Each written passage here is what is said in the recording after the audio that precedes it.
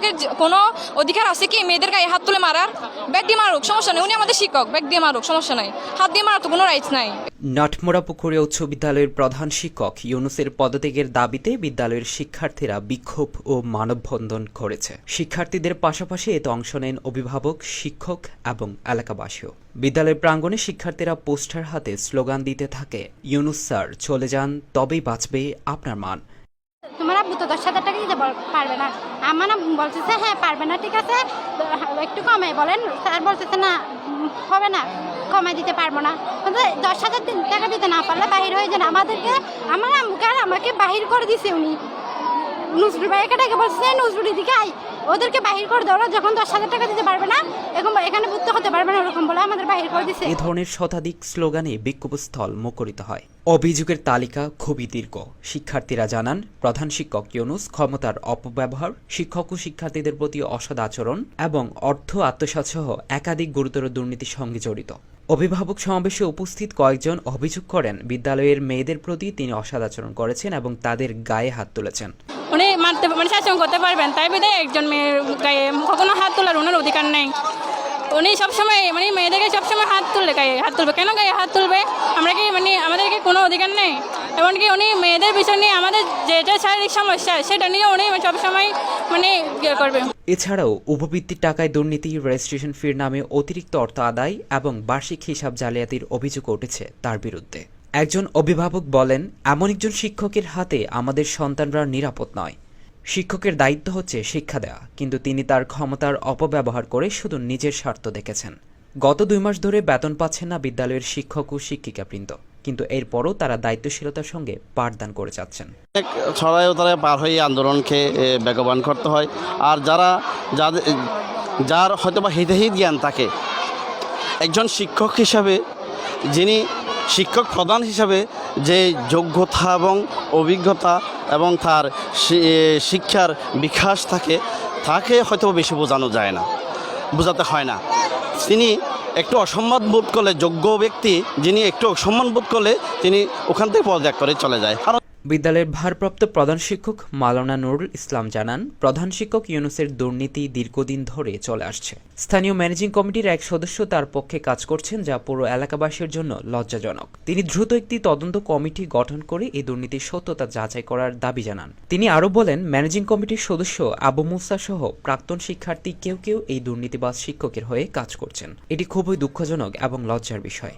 মানববন্ধনে উপস্থিত শিক্ষক, অভিভাবক এবং শিক্ষার্থীরা দ্রুত পদক্ষেপ নেওয়ার দাবি জানিয়েছেন। তারা বলেছেন, প্রধান শিক্ষকের এমন আচরণ শুধু বিদ্যালয়ের পরিবেশকেই নয়, শিক্ষার্থীর ভবিষ্যৎকেও বিপন্ন করেছে। তারা দ্রুত একটি নিরপেক্ষ তদন্ত কমিটি পাঠানোর এবং প্রধান শিক্ষক ইউনুসের বিরুদ্ধে আইনি ব্যবস্থা নেওয়ার দাবি জানায়।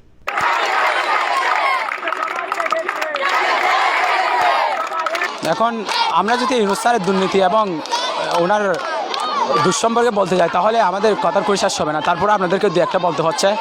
ওই দিন কিছুদিন আগে আমাদের নাসিমা ম্যাডামকে আমাদের অধ্যয়নগত শিক্ষার্থীদের সামনে যে টেনের হিসেবে বের করে দিলেন ক্লাসরুম থেকে, আমাদের ম্যামের তো একটা মান সম্মান আছে।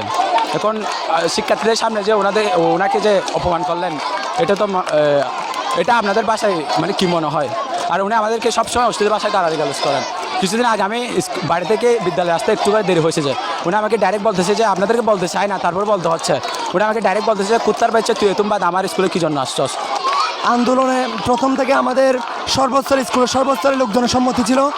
স্কুলের এমন একজন নাই যে স্যার পক্ষে আছে এমন একটা আন্দোলনে, কিন্তু অত্যন্ত দুঃখের বিষয় এখন আমাদের আন্দোলনে আমরা নির্দিষ্ট কোনো সুরা পাইনি। যেটা সঠিক ফলাফল আমরা যেন পদ থেকে দাবি করতেছি সঠিক তদন্তের মাধ্যমে, কিন্তু আমাদের তদন্তের নাম দিয়ে আমাদের দেওয়া হচ্ছে, আশ্বাস দেওয়া হচ্ছে, কিন্তু আমাদের আশ্বাস পূরণ করা হচ্ছে না। কিন্তু আমরা সার্বিকভাবে অনেক দূরে এগিয়ে গেছি।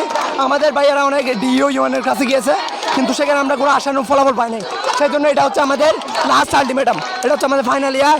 প্রত্যেক অভিভাবক থেকে শুরু করে ছাত্র, শিক্ষক সবাই এখানে অংশগ্রহণ করছে। একজন শিক্ষক আর ছাত্রের মধ্যে বন্ধন হচ্ছে আপনার সন্তানের মতো।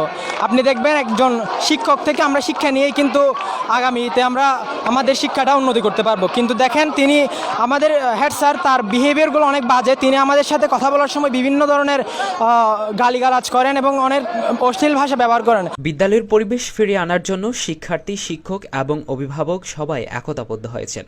তবে এটি এখন দেখার বিষয় কর্তৃপক্ষ কিভাবে এবং কত দ্রুত এই সমস্যার সমাধান করে। এরকম একটি সংবেদনশীল পরিস্থিতিতে দ্রুত পদক্ষেপ নেওয়া না হলে শিক্ষার্থীর ভবিষ্যৎ আরও অনিশ্চিত হয়ে পড়বে, এমনটাই মনে করছেন স্থানীয়রা।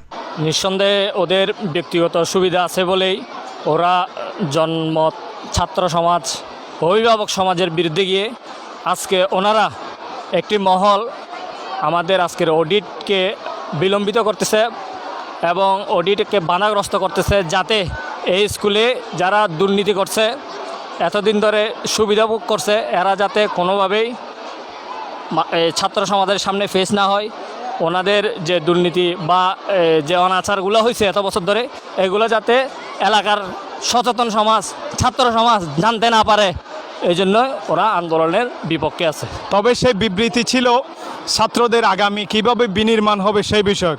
তিনি যে প্রতিপাদ্য বিষয় নিয়ে এখানে এসেছিলেন সেই বিষয়ে কোনো কথা না বলার কারণে বর্তমান ছাত্ররা ওনাকে প্রশ্ন করলেন, আপনি কেন আসছেন, আমাদেরকে কি জবাব দিবেন। এই অবস্থায় ছাত্ররা বিক্ষুব্ধ হয়ে গেট অবরোধ করেছিলেন। অবরোধের পরিপ্রেক্ষিতে তিনি মিনিস্ট্রি অডিটের ঘোষণা দিয়েছিলেন, আশ্বাস দিয়েছিলেন এবং মিনিস্ট্রি অডিটের ডকুমেন্টারি পাঠানোর জন্য 19 তারিখের একটা সীমাবদ্ধতা রেখে তিনি একটা চিঠি ইস্যু করেছিলেন ভারপ্রাপ্ত প্রধান শিক্ষক বরাবরে। সেই অনুযায়ী আমরা কাগজপত্রগুলো প্রেরণ করি। প্রেরণ করার পর আজ অবধি তিনি কোনো ধরনের পদক্ষেপ গ্রহণ করেন নাই এবং বারবার ইউনূস স্যারকে বহাল রাখার জন্য বর্তমান শিক্ষকদের উপরে বিভিন্নভাবে চাপ প্রয়োগ করে যাচ্ছেন। সম্প্রতি গত 2 দিন আগে ডিইও অফিসে প্রধান শিক্ষক, দুর্নীতিবাজ প্রধান শিক্ষক ইউনূস সহ একটা বৈঠকের ব্যবস্থা হয়েছিল ম্যানেজিং কমিটির সদস্যদের সাথে। সেই বৈঠকে ইউনূস সাহেব ডিইউর উপস্থিতিতে ছাত্রদের সাথে আগ্রাসীমূলক আচরণ করেন। সেই অবস্থায় ডিইউ সাহেব যে নীরবতা পালন করেছেন, সেই নীরবতা আমাদের কাছে রহস্যজনক মনে হয়েছে। ওইটা এখানে আমাদের মহলে আসে নাই, উনি ব্যক্তিগতভাবে হুমকি ধুমকি প্রদান করতেছে, ওইটা আমরা শুনতেছি, ওইটা হতেও পারে। তবে আমাদের একটা দাবি হলো, আমাদের এখানে ভারপ্রাপ্ত একজন প্রধান শিক্ষক নিয়োগ দিয়ে এই স্কুলের যে দুর্নীতির অভিযুক্তটা উঠছে, ওই অভিযোগটা অডিটের মাধ্যমে সম্পন্ন করে স্কুলটা যাতে সুন্দরভাবে সুশৃঙ্খলভাবে পরিচালিত হয়, এভাবে আমরা সবাই ঊর্ধ্বতন কর্মকর্তাদের সহযোগিতা চাচ্ছি এবং ঊর্ধ্বতন মহল থেকে আমরা আশা করছি এই জিনিসটা অতি দ্রুত সমাপ্তি করে আমাদের স্কুলের এই অবস্থাটা নিরসন করবে। আমাদের বড় আপুদেরকে দিয়ে বাথরুম পরিষ্কার করানো হয়েছে, আমাদের হ্যাঁ ওয়াশরুম পরিষ্কার করানো হয়েছে, বেসিন টেসিন সব কিছু আপুদেরকে দিয়ে পরিষ্কার করানো হতো। সেটা যখন আমাদের ম্যাম প্রতিবাদ করছে, আমাদের ম্যামের উপর নাকি রাগারাগি করছেন স্যার।